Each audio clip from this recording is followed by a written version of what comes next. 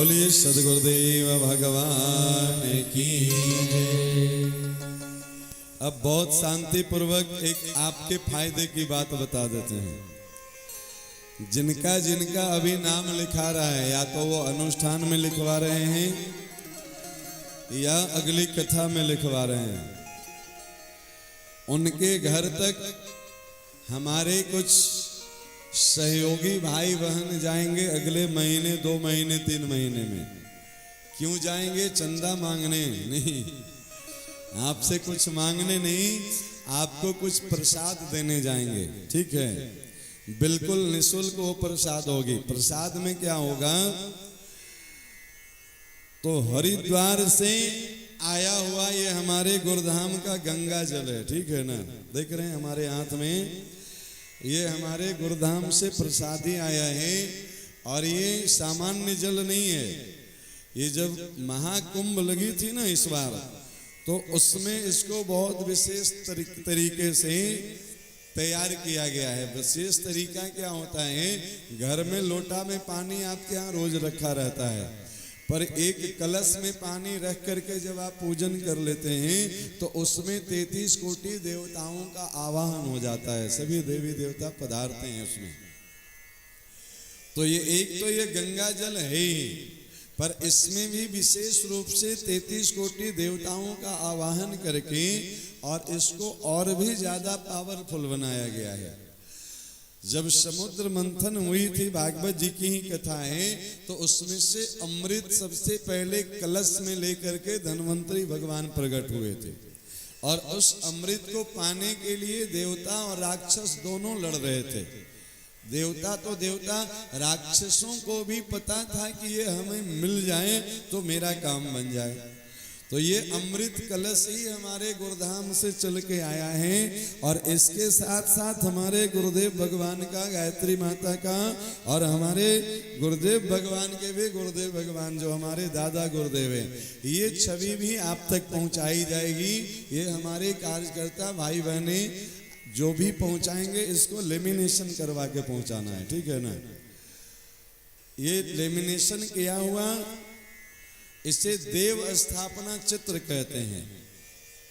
इसका फायदा क्या होगा वो सुन लीजिए। आप कहेंगे कि हमारे यहाँ पहले से भी बहुत सारे देवी देवता के चित्र भरे पड़े हैं, हमें क्या जरूरत है?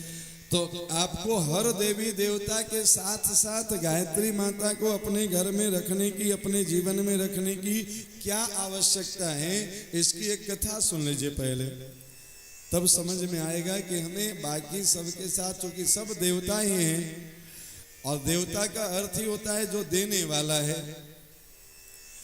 तो हमें बाकी देवी देवता के साथ साथ गायत्री माता की उपासना क्यों करनी चाहिए, उनकी पूजा क्यों करनी चाहिए, पहले समझ लीजिए। मेरी बात समझ में आए तब स्थापित करवाइएगा, न समझ में आए तो बिल्कुल केवाड़ी बंद कर लीजिएगा। कार्यकर्ता जाए तो जबरदस्ती क्यों रखना है?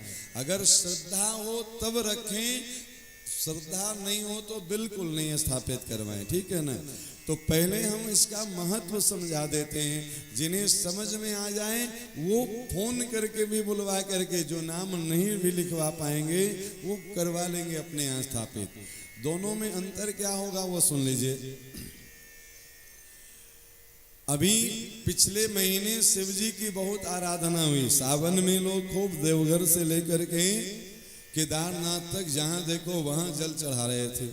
शिव जी का एक भक्त है जिसका नाम है भस्मासुर। नाम सुने हैं आप लोग? भस्मासुर का नाम सुने हैं ना? भस्मासुर कौन था ये कितने लोग जानते हैं? कौन था जी भस्मासुर?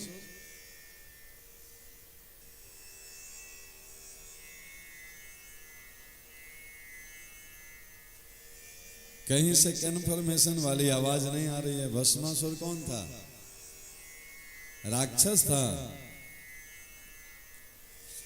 तो शंकर जी उसको वरदान दिए थे ना, तो शंकर जी राक्षस को पकड़ पकड़ के वरदान देते थे।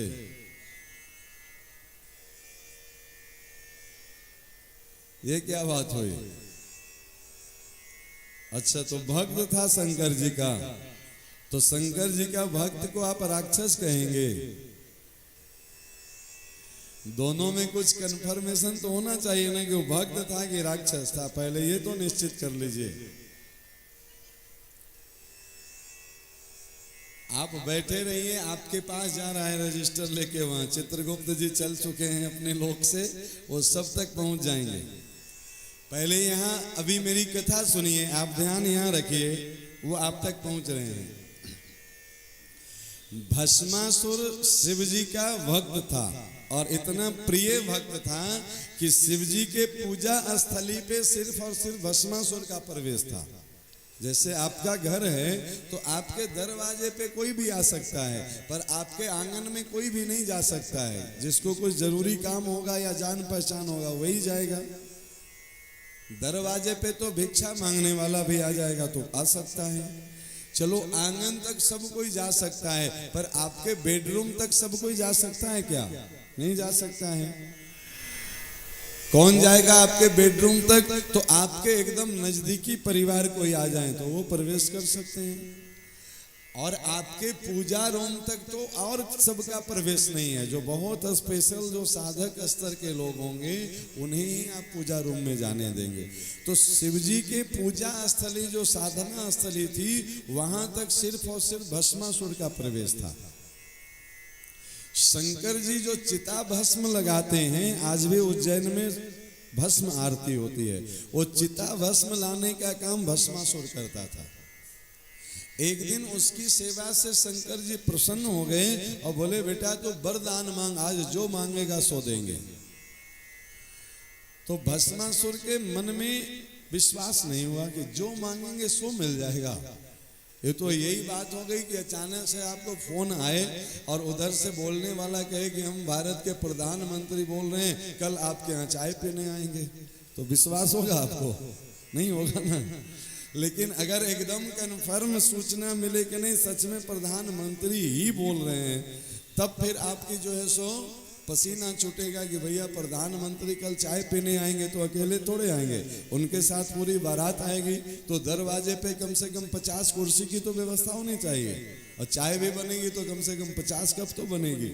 नहीं, तो भस्मासुर को जब शंकर जी ये बोले कि तुम जो मांगोगे सो दे देंगे, तो भस्मासुर को पहले तो विश्वास नहीं हुआ। बाबा बोले कि बेटा तुम जो मांगोगे सो देंगे, हम बोल रहे हैं ना विश्वास करो। बहुत बार बोलने के बाद शंकर जी से भस्मासुर क्या मांगा वो आप सबको पता है। क्या मांगा था? जिसके माथे पे हाथ रख दें वो जल के भस्म हो जाए। अब इस कथा का मर्म समझिए। जीवन भर की सेवा का फल मिल रहा था ना भस्मासुर को, जीवन भर सेवा किया था, शिव जी का पूजा किया था और आज फल मिल रहा था। तो जीवन भर की सेवा पूजा का फल ऐसा होना चाहिए कि हम उससे जीवन भर दूसरे का नुकसान करते रहें। क्यों जी? किसी के माथे पे हाथ धर के जलाते रहें, यही सेवा का पूजा का फल होना चाहिए। अब एक लाइन थोड़ा सा आप विचार करके देखिए कि अगर भस्मासुर ये मांगने के जगह पे कि हम जिसके माथे पे हाथ रख दें वो जल के भस्म हो जाए, इसके जगह पे ये मांग लेता कि हम जिसके माथे पे हाथ रख दें उसके जीवन की सारी समस्या मिट जाए, उसके सारे दुख दरिद्री भग जाए, उसका सारा बीमारी दूर हो जाए, तो शंकर जी ऐसा वरदान देते कि नहीं देते? वो तैयार थे ना कि जो मांगोगे सो देंगे। और अगर ऐसा वरदान मांग लेता भस्मासुर, तो आप में से किसी की हिम्मत थी जो उसको राक्षस कहते? फिर कोई शंकर जी को बिल्वपत्र चढ़ाता? नहीं चढ़ाता, भस्मासुर को ढूंढते फिरता कि भैया एक बार हाथ रख दे, नहीं मेरा कल्याण हो जाए। फिर शिव जी से भी महान बनने का मौका था उसको। ये हम आपको हंसाने के लिए नहीं कह रहे हैं, बहुत गंभीर समस्या है ये। जीवन भर की पूजा सेवा का फल मिल रहा था, पर उस फल को संभाल नहीं पाया भस्मासुर, तो एक भक्त जो था शिव का वो राक्षस कहा जाने लगा। अब बहुत ध्यान से सुनिए, वो शिव जी की पूजा के साथ साथ गायत्री मंत्र भी जप रहा होता, गायत्री चालीसा का पाठ भी कर रहा होता, उसके घर में गायत्री माता भी विराजमान होते।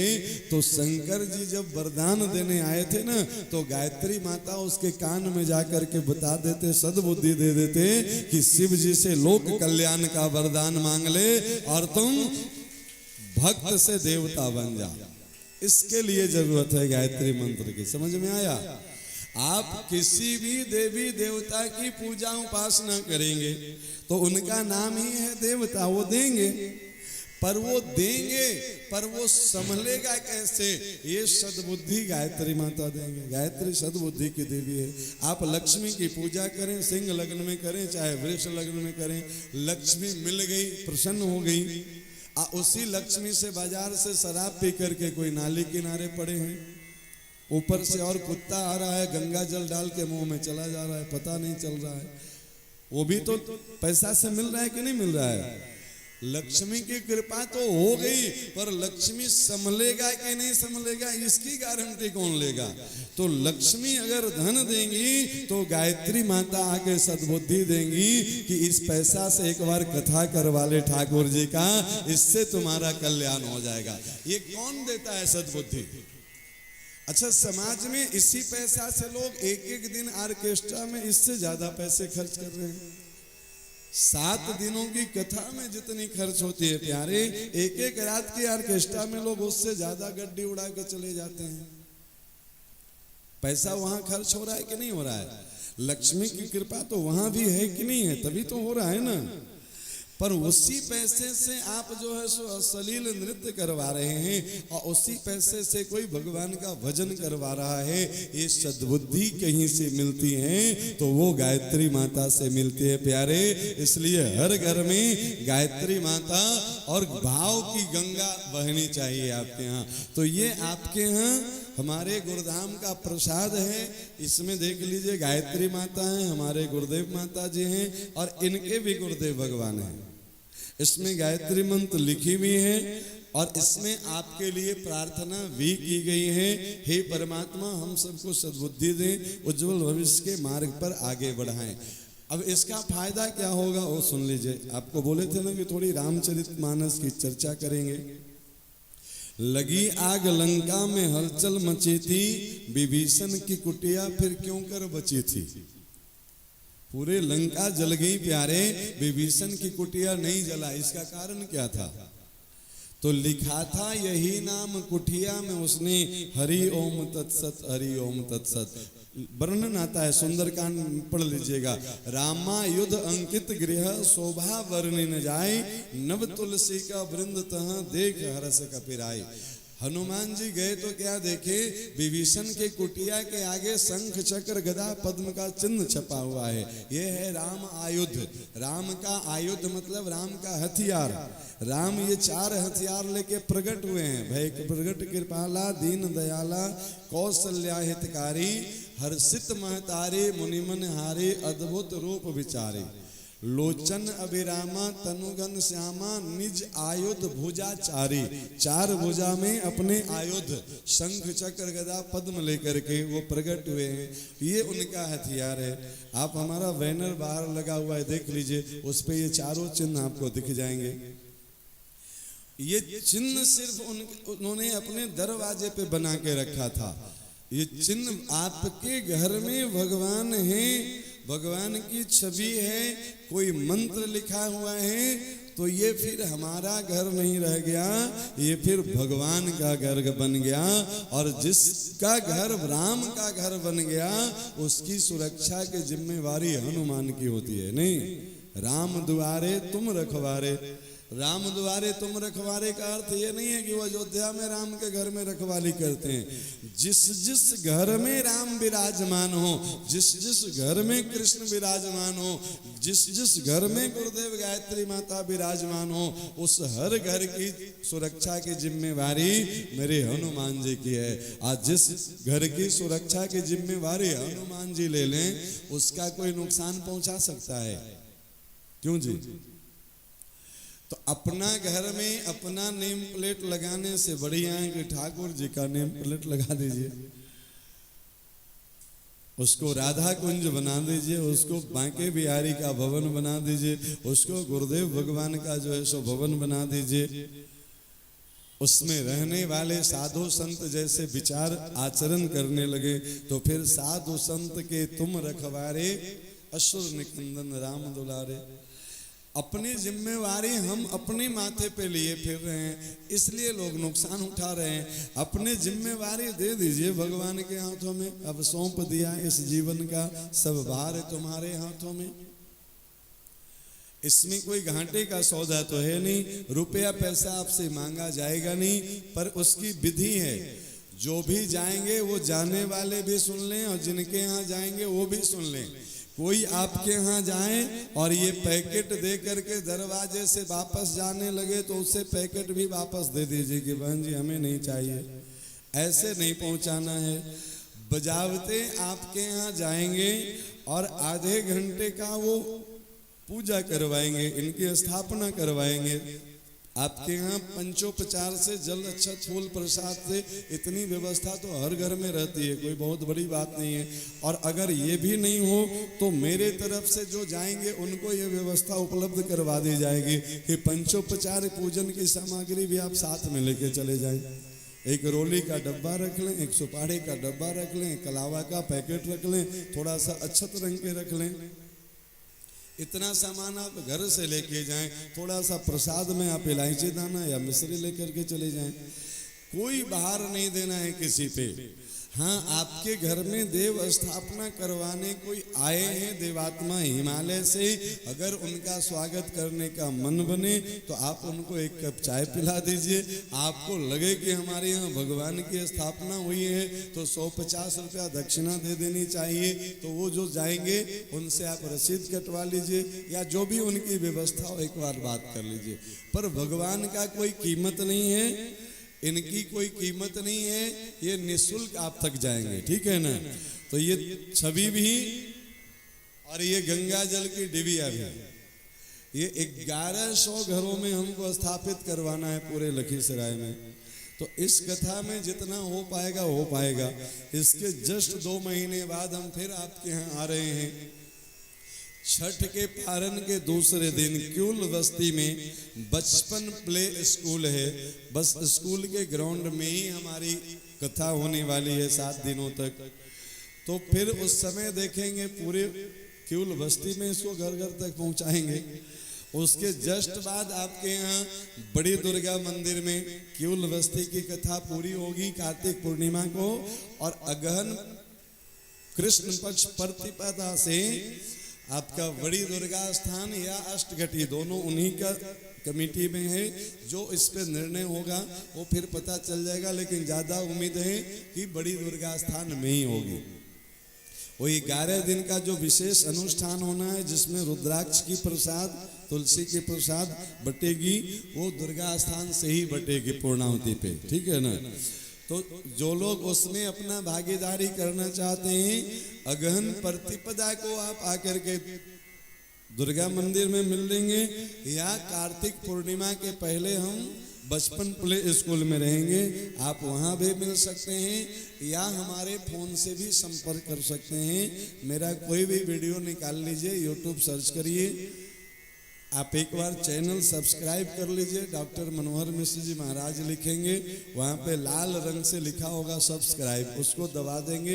एक छोटी सी घंटी आएगी, उसको दबा देंगे। तो जब जब हमारी कथा कहीं भी शुरू होगी तो आपका मोबाइल बताते रहेगा कि महाराज जी कहाँ कथा कर रहे हैं। तो घूमते घूमते जब भी हम लखीसराय में आएंगे तो आपको पता चल जाएगा कि लखीसराय में महाराज कहाँ कथा कर रहे हैं। तो आप जब चाहें 1 आध दिन के लिए कथा में दर्शन के लिए आ जाइए, कथा सुनने के लिए आ जाइए, या अपने जीवन की किसी भी समस्या समाधान पर चर्चा करने के लिए आ जाइए।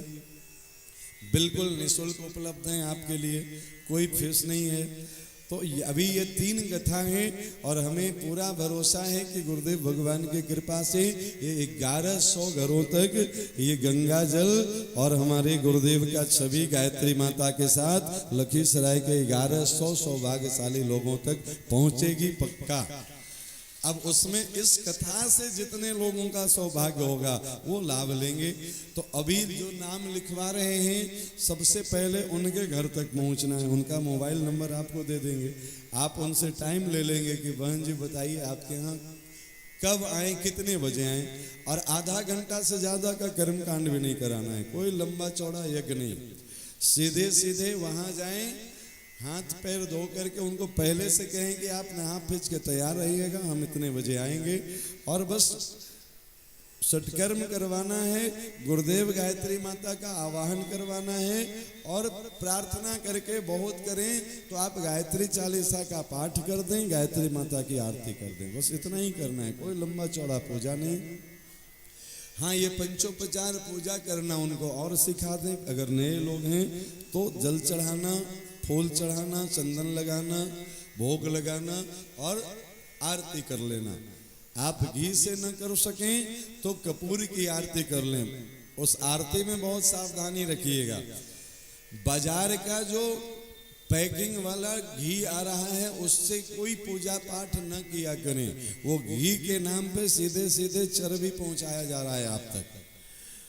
तो या तो एकदम देसी गैया का घी आपके पास उपलब्ध हो तो करें, नहीं तो आप तिल का तेल से आरती पूजा कर लें, नहीं तो आप सरसों का तेल से भी पूजा कर सकते हैं, ठीक है ना।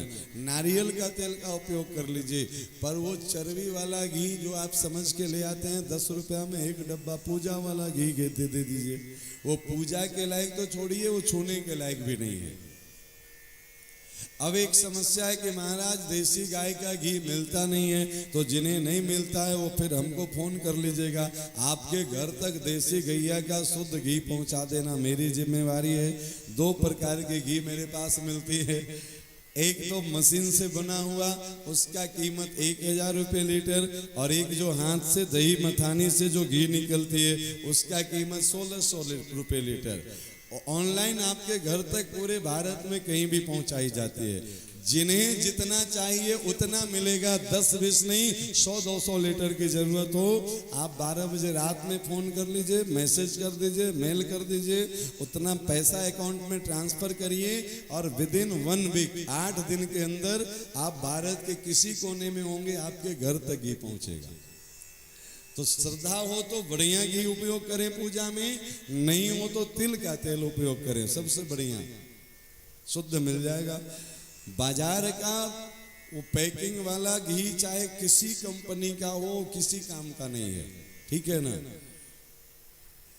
आप घी जलाते हैं देव पूजा के नाम पे, आपके यहाँ आसुरी शक्तियां और बढ़ती है, क्योंकि उसमें चर्बी मिला होता है। जितने गाय कटते हैं ना वो सब की चर्बियां उसमें भरी जाती है, बस उसमें खुशबू भर दी जाती है घी की। आपको मेरी बातों पे विश्वास नहीं हो ना तो आप 10, 20, 50 रुपए वाला घी ले आइएगा और उसको 15 दिन के लिए अपने छत पे धूप में रख के छोड़ दीजिएगा। वो 15 दिन में घी पानी हो जाएगा। आप प्रयोग करके देख लीजिए, मेरा ये किया हुआ है, समझे कि नहीं। 15 दिन बाद जब डिब्बा खोजने जाएंगे ना तो पहचानेंगे नहीं कि वही डिब्बा है जिसमें हम घी रखे थे। घी का कोई अंश नहीं रहेगा, समझे कि नहीं। आप तेज धूप में 15 दिन इसको रख करके देखिए, देखिए घी कहाँ जाता है।